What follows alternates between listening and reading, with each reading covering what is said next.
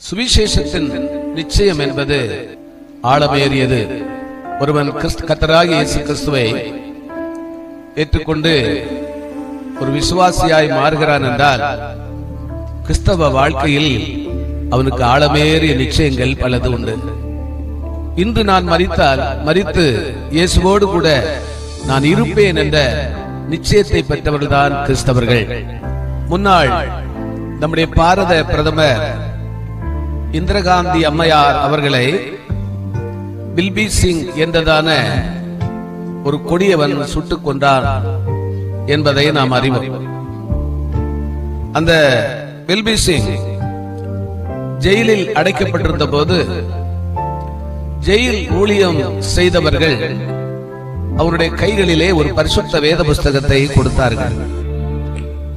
அந்த கொலைகார பாவி ஜெயிலுக்குள் இருந்து அந்த வேத புஸ்தகத்தை படித்து அவன் மனமாறினான். அன்பானவர்களே, அவனை குறித்த விவரங்கள் வெளி உலகத்திற்கு வராத ஒரு கட்டத்தில் ரிப்போர்ட்டர்ஸ்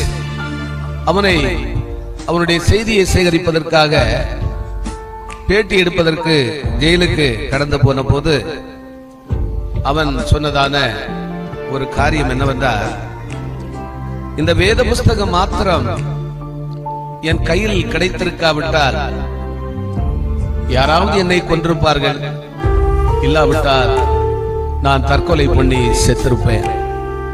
இந்த பரிசுத்த வேத புஸ்தகம் என்னை மனிதனாய் மாற்றிற்று.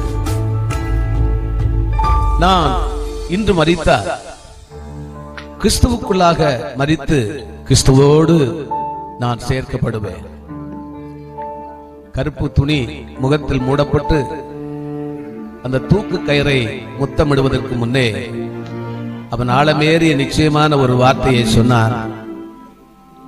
இன்னும் சில நிமிடங்களில் இந்த தூக்கு கயிறிலே என் பிணம் தொங்கும், ஆனால் நானோ நித்தியமாக இயேசுவோடு இருப்பேன். நான் இப்பொழுது இன்னும் சில வினாடிகளில் இயேசுவை சந்திக்க போகிறேன். நாம் யாரையும் கொல்லல, ஜெயில அடைக்கப்படல. இது ஒரு வாய்ப்பான வாய்ப்பு. அடுத்த நிமிடம் நடப்பது, நாளை நடப்பது எவருக்கும் தெரியாது.